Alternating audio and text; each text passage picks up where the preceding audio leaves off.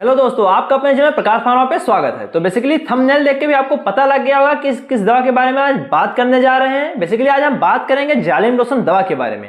आप कहाँ पे इसका प्रयोग कर सकते हैं, कहाँ पे इसका प्रयोग नहीं कर सकते हैं, क्या छोटे बच्चों पे इसका प्रयोग किया जाता है, क्या जहाँ पे आप रिंग वर्म के लिए, फिर फंगल इन्फेक्शन के लिए इन दवाओं का प्रयोग कर रहे हैं आपके लिए बेनिफिशियल साबित होंगी या नहीं होंगी, क्या इसके साइड इफेक्ट हो सकते हैं, इसकी डोजेज फॉर्म क्या होंगी, पूरा बात करेंगे इस वीडियो में। वीडियो के आखिर तक बने रहे ताकि संपूर्ण जानकारी जालिम लोशन के बारे में मिल सके। नए चैनल पे तो चैनल को सब्सक्राइब कर ले ताकि इसी तरह की और इन्फॉर्मेटिव वीडियो आपको मिलती रहे। तो चलिए हम शुरू करते हैं। सबसे पहले आइए मिलिए हमारे प्रोडक्ट जालिम लोशन से। आपने भी बहुत ही फेमस नाम सुना होगा, जालिम लोशन दांत की दवा या फिर रिंग वर्म की दवा या फिर फंगल इन्फेक्शन की दवा।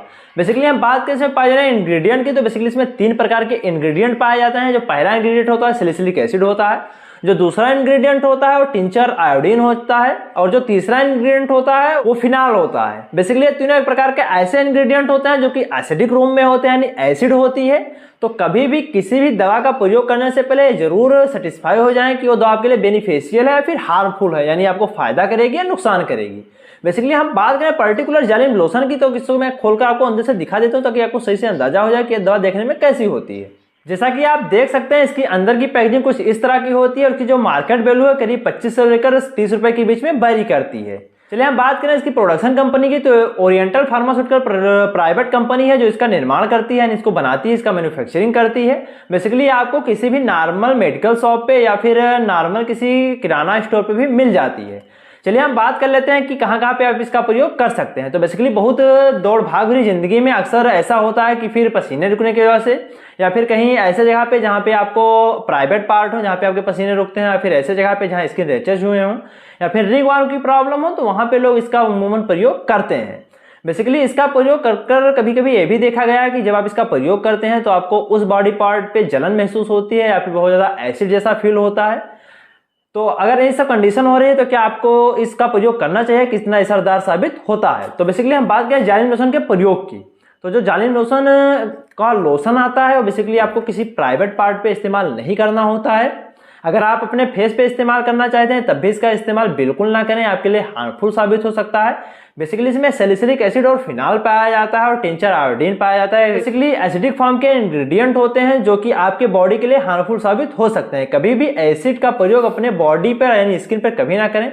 आपको भी इतना जो जरूर पता होगा कि भी जो भी एसिड होता है यानी जो तेजाब की जैसा कुछ होता है उसका प्रयोग कभी बॉडी पे नहीं करना चाहिए, क्योंकि आपकी बॉडी कभी कभी इसके लिए सेंसिटिव हो जाती है और कभी कभी आपको नुकसान दिखाई पड़ सकता है। अमूमन तौर पे जालिम लोशन का प्रयोग ना करें तब भी आपके लिए बेहतर होगा। लेकिन बहुत सारे ऐसे लोग हैं जो कि इसका प्रयोग रिंग वर्म को ठीक करने के लिए या फिर फंगल इन्फेक्शन को ठीक करने के लिए करते हैं, लेकिन ऐसी किसी कंडीशन में आप इसका प्रयोग ना करें। अगर आपको कोई छोटा बच्चा है जिसपे आप जालिम लोशन का प्रयोग करना चाहते हैं तब भी उसका प्रयोग ना करें, तो क्योंकि जो छोटे बच्चे होते हैं उनके जो स्किन के पार्ट्स होते हैं या फिर जो स्किन होती है वो काफ़ी ज़्यादा सेंसिटिव होती है और जल्दी से कटने के चांसेस हो जाते हैं, जिससे उनको उनकी प्रॉब्लम यानी घाव की प्रॉब्लम हो सकती है और रिंग वर्म नहीं ठीक होंगे। बेसिकली एक स्टेरॉयडल फॉर्म की भी दवा होती है, यानी कि इस दवा का प्रयोग अगर आप एक बार दांत पे या फिर रिंग वर्म पे कर लेते हैं उसके बाद किसी दूसरी दवा का प्रयोग करेंगे तो आपको वो दवा उतनी बेनिफिशियल साबित नहीं नजर आएगी जितना कि वो पहले हो सकती थी। तो कभी भी जालिम लोशन का प्रयोग करने से पहले आपको ये जरूर जानना चाहिए कि आप इसका प्रयोग क्यों कर रहे हैं और ये कितना बेनिफिशियल आपके लिए होगा और कितना नुकसान पहुंचाएगा। फिर भी अगर ये दवा बनी है तो अगर आप इसका प्रयोग करना चाहें तो कर सकते हैं, लेकिन कभी भी इस दवा का प्रयोग नहीं करना चाहिए। एक एसिडिक फॉर्म की दवा होती है। अगर आप इसका प्रयोग करना चाहें तो दिन में 1 से लेकर 2 बार कॉटन की सहायता से अपने स्किन पे इसका प्रयोग कर सकते हैं। कभी भी उंगलियों से इसका प्रयोग ना करें और दवा लगाते समय ये जरूर याद रखें कि अगर आपका हाथ वहां बॉडी पार्ट पे लगा जहाँ पे आपने जालिम लोशन लगा रखा है तो उस हाथ को तुरंत धुल लें, ताकि जो ये लोशन है इसका जो भी इंग्रेडिएंट हो आपके मुंह से होते हो आपके बॉडी के इंटरनल पार्ट में ना पहुंचे और आपके जो बॉडी का इंटरनल पार्ट हो डैमेज ना हो।